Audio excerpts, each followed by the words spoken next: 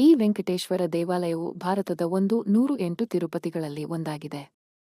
ತಿರುಮಲ ತಿರುಪತಿ ಬಾಲಾಜಿ ದೇವಸ್ಥಾನಕ್ಕೆ ಭೇಟಿ ನೀಡಲು ಸಾಧ್ಯವಾಗದ ಭಕ್ತರು ಈ ದೇವಸ್ಥಾನಕ್ಕೆ ಭೇಟಿ ನೀಡುತ್ತಾರೆ. ದಂತಕಥೆಯ ಪ್ರಕಾರ ಭೃಗು ಋಷಿಯು ತಪಸ್ಸು ಮಾಡಿದ ದೇವಾಲಯದ ಸ್ಥಳವಾಗಿದೆ. ಭೃಗು ಋಷಿಯು ಕೋಪದಿಂದ ವಿಷ್ಣುವನ್ನು ವಧಿದನು ಮತ್ತು ಭೃಗು ಋಷಿಯ ಅವಮಾನವನ್ನು ಸಹಿಸುವುದಕ್ಕಾಗಿ ಲಕ್ಷ್ಮೀದೇವಿಯು ವಿಷ್ಣುವನ್ನು ತೊರೆದಳು. ನಂತರ ಪಶ್ಚಾತ್ತಾಪಪಟ್ಟ ಭೃಗು ಋಷಿ ಬಂಗಾರು ತಿರುಪತಿಯಲ್ಲಿ ತಪಸ್ಸು ಮಾಡಿದರು. ಶ್ರೀಹರಿ ವಿಷ್ಣುವನ್ನು ಇಲ್ಲಿ ಏಕಾಂತ ಶ್ರೀನಿವಾಸ ಎಂದು ಪೂಜಿಸಲಾಗುತ್ತದೆ. ಈ ದೇವಾಲಯವನ್ನು ಸಣ್ಣ ಬೆಟ್ಟದ ಮೇಲೆ ನಿರ್ಮಿಸಲಾಗಿದೆ. ಬೆಟ್ಟದ ಬುಡದಲ್ಲಿ ಶ್ರೀನಿವಾಸನ ವಾಹನವಾದ ಗರುಡನ ಚಿತ್ರವಿದೆ.